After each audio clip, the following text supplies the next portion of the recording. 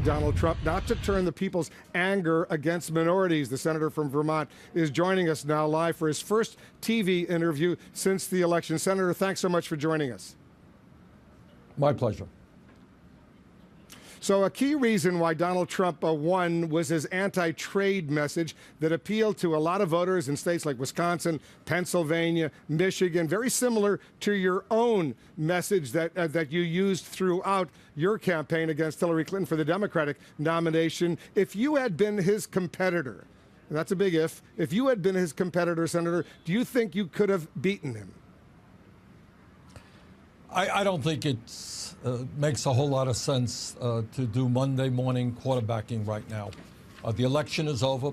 Donald Trump won.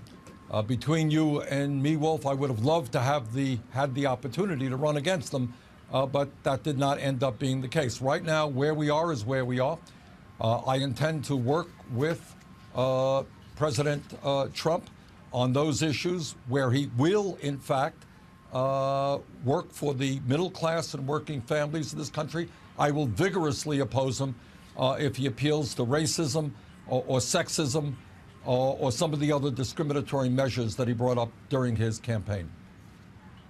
But it never crossed your mind that you might have done better against him? You might have actually won if you had been the Democratic nominee? What good does it do now? You know, the election is over, and, you know, Hillary, I did my best to see that Hillary Clinton get elected. I was out in some 12 states during the last week with I think 21 rallies. So the election is over, and we've got to look to the future. And what we have got to demand, I think, is that Mr. Trump keep the promises that he made to working families. You'll remember, Wolf, he talked about how he was going to be a champion of working families. Well, I hope he will raise the minimum wage, so that people who are working for $9 or $10 an hour get the kind of raise they're entitled to. I hope he will do pay equity for women. Women should not be getting 79 cents on the dollar compared to men. I hope he'll rebuild our crumbling infrastructure, and I look forward to working with him if he chooses to do that and create millions of decent paying jobs. And on trade, absolutely we need a new trade policy. I will work with him to get corporate America to start investing in this country, not just in China and in Mexico. I hope, you know, he told the American people, Wolf, that he didn't have to pay any taxes.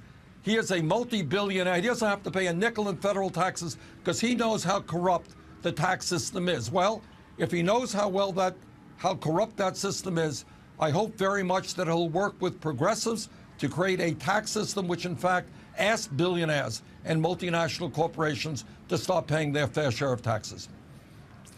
Senator, did you personally advise Hillary Clinton to spend more time talking about those issues specifically to working class white voters in states like Wisconsin, Michigan, Ohio, Pennsylvania, issues that you championed?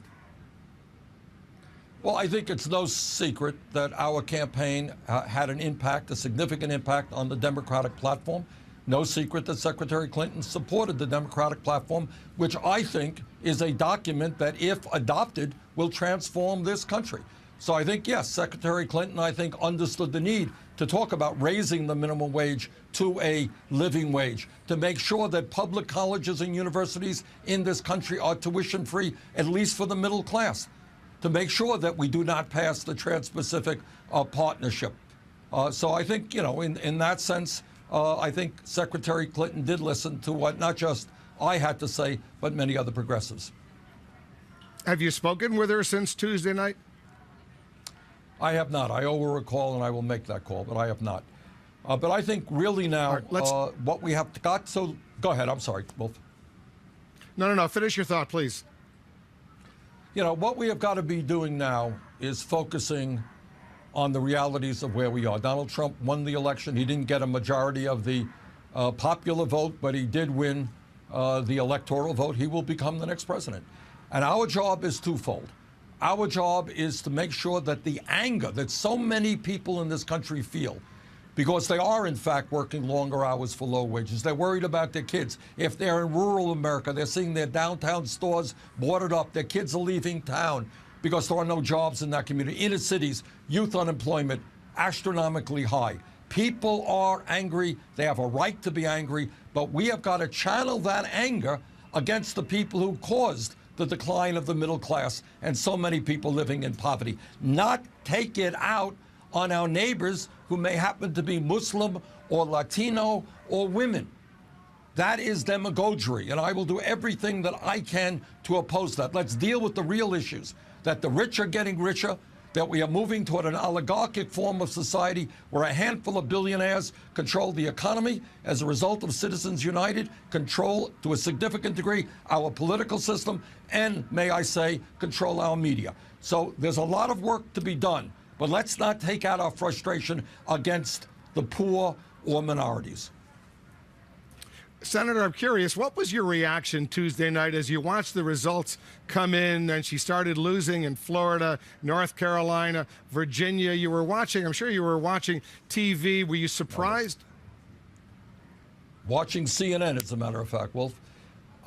Thank you. I thought, I thought as we went into the day that there was a 2-to-1 chance that Hillary Clinton would win. So I thought there was a real possibility that Trump could win.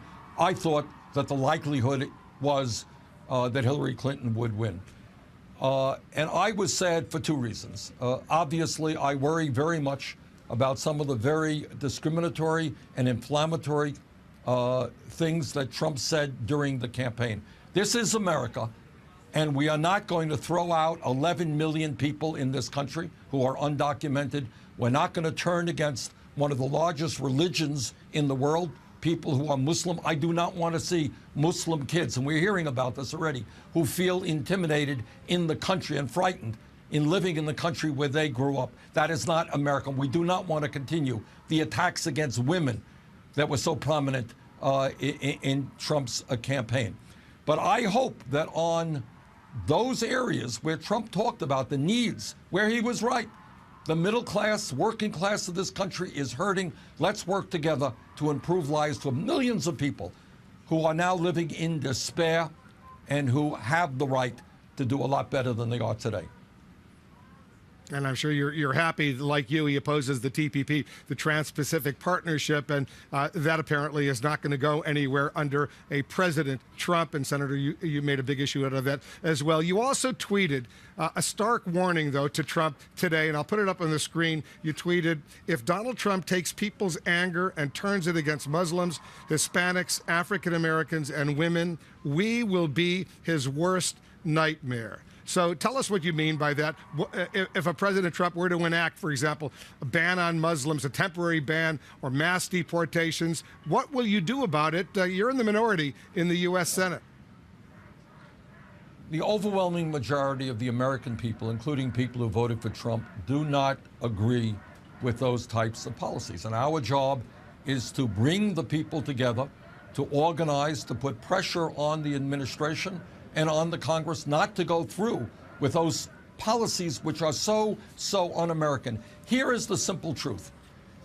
The people, so many people in our country, Wolf, are angry because you know why? They've seen their jobs go to China. Their kids can't afford to go to college. They can't afford child care. They can't afford, if they're living in a city, often can't afford the high cost of rent. They're angry. And they're seeing almost all new income and wealth in this country going to the top 1%. Rich are getting richer. Everybody else is getting poorer. That is the reality. But what it would be unacceptable for a president to do is take that anger, that frustration, that hurt, and turn it against the poor, turn it against people of color, turn it against Muslims. That is demagoguery of the worst kind. And if Trump attempts to do that, I will do everything that I can, along with millions of other people in this country, to say, sorry, that is not what the United States of America is about.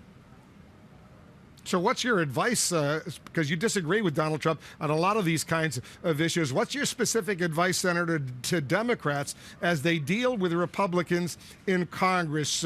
Should they obstruct all this kind of potential legislation? What advice do you have for them? This is what I believe. You know, Trump talked about his concerns about outsourcing, his concerns about a bad trade policy. If he is serious about reforming our trade policies and creating jobs in America and not in China, let us work with him. Trump talked about a corrupt campaign finance system. He's a billionaire. He was able to fund a large part of his campaign. Well, you know what? Not every candidate is a billionaire. If Trump is serious about understanding that we have a corrupt campaign finance system where special interests are able to buy politicians, I would hope that Trump will work with us to overturn this disastrous Citizens United Supreme Court decision and move toward a campaign process by which big money and wealthy contributors cannot control the political process. If Trump is serious about his concerns about the needs of working people, let's rebuild the infrastructure. He's talked about that. I've talked about it. We can create millions of jobs rebuilding our roads and our bridges and our water systems, airports, our rail system. If he was not just into campaign rhetoric, and if he was sincere about it, let's work together. So there are a lot of areas I think we can work together if he was sincere in what he said during the campaign. But if he is going to resort to bigotry, trying to divide us up, we will oppose him tooth and nail. What is your message to the protesters? A lot of young people that we saw in the streets, for example, last night, who are very unhappy with the results. What do you say to those young people, and so many of them, as you know, supported your campaign? I would say to them, number one, do not despair. Get involved in the political process.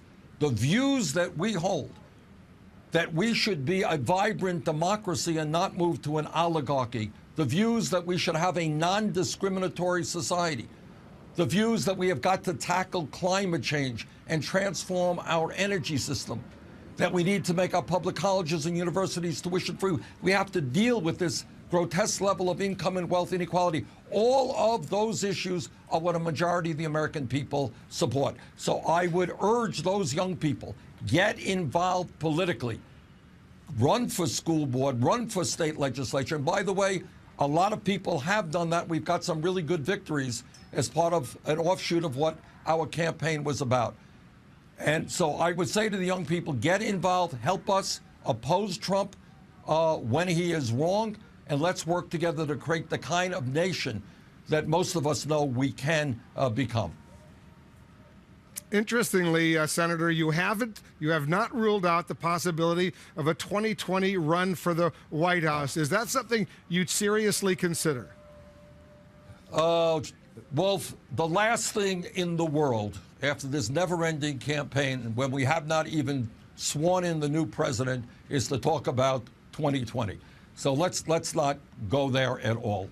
Right now, what I've got to focus on is doing everything I can as a United States Senator to improve life for a middle class which is hurting today, and to protect the interest of 43 million people who are living in poverty. That sounds to me, and you're going to be mad at me for pressing you, Senator, but that's my job. It sounds to me like you're not ruling it out. Wolf, I would say there will be a whole lot of disappointment in this country if the media starts talking about 2020. We are, the people are tired of never-ending campaigns. Let us focus on the reality of today. Let's focus on the issues impacting the American people, and let's not worry about who's going to be running in 2080 or something like that. All right. One final question. I know you got to run. Yeah. The President Obama, he's right behind me over there in the White House. He's going to be president until January 20th. Would it be a good idea? Do you believe it would be a good idea for President Obama to pardon Hillary Clinton? To pardon Hillary Clinton? Hillary Clinton. In other words, not indicted. not allow her to be charged with any potential crimes, because there are those in the incoming Trump administration who want a special prosecutor to go ahead and file charges against her. The president, and remember, there was a president when Gerald Ford. We're old enough to remember when Gerald Ford pardoned Nixon. Yeah. Do you think it would be a good idea Nixon, for this president to pardon Hillary Clinton? All right. I don't look. President Obama will do what he feels is best. But the idea in a democracy, in the United States of America, that a winning candidate would try to imprison the losing candidate, that's what dictatorships are about. That's what authoritarian countries are about. You do not imprison somebody you ran against because you have differences of opinion. That would be an outrage beyond belief. And I think the vast majority of the American people would find that totally, totally unacceptable to even think about those things. Senator Sanders, thanks so much for joining us. Thank you very much. Senator Bernie Sanders of Vermont. I want to show our viewers a picture we just received from the White House showing the First Lady Michelle Obama with the incoming First Lady Melania Trump. They're having tea in the yellow Oval Room in the White House. Very, very nice picture. I'm anxious to hear some more details how that meeting went. I want to get some insight now from a member of the Republican majority in the House of Representatives who will be working closely with Speaker Ryan and President-elect Trump, Congressman Sean Duffy of Wisconsin. Congressman, thanks so much for joining us. Absolutely, Wolf. Thanks for having me on. So you President-elect Trump, as you know, he met with your leader, your fellow Wisconsinite, Speaker Paul Ryan. How do you think these two will work together? I think they work well together. I know both of them. I know Speaker Ryan a little bit better, but both of them want to move an agenda forward to help the American people. And they understand that any problems that came from the campaign won't move that agenda. And so I think, as what you saw today, these two get along. They'll get along well. They'll start talking about policy. Their teams are talking about ideas. And I think this will be symbiotic as they move forward to Inauguration Day.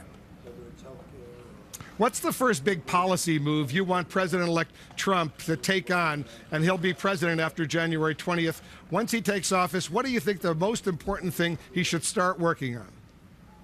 Well, I think we can do a lot of things, but I think we have to work on health care reform. Our American families are getting slaughtered by the cost increases of health care. We need to work on tax reform, regulatory reform, all things that I think will kickstart and grow our economy. I think we have to work on immigration reform, and I think we can get a bipartisan buy-in if we can secure our border to actually get immigration reform done in a way that works. But we're going to talk about ideas that are a little bit different than Bernie Sanders, who you just had on the show. I mean, we don't want to consolidate power in the Washington bureaucrat who think they know better how to run our lives, Wolf. We think Americans and American communities and families better understand how to run their lives and to lift the load of government off their backs and let them run their businesses and their family and spend their money the best way they know how, we think is the most productive way of growing opportunity and jobs in America. I mean, the Democrat idea, I mean, again, you're going to shut down union jobs building the Keystone Pipeline. The fact that you've taken wage increases away because of all of the global warming regulation that has come on our small manufacturing businesses, or the cost increases in healthcare. All of these things have devastated the American middle class, middle income folks. And so we want to make it better. We want to improve that opportunity, improve those wages. And I think Mr. Trump and Mr. Ryan, as a leader in the Congress, can work together to get that agenda accomplished. And there's some big things we can do. And we need to bring Democrats in as well, Wolf.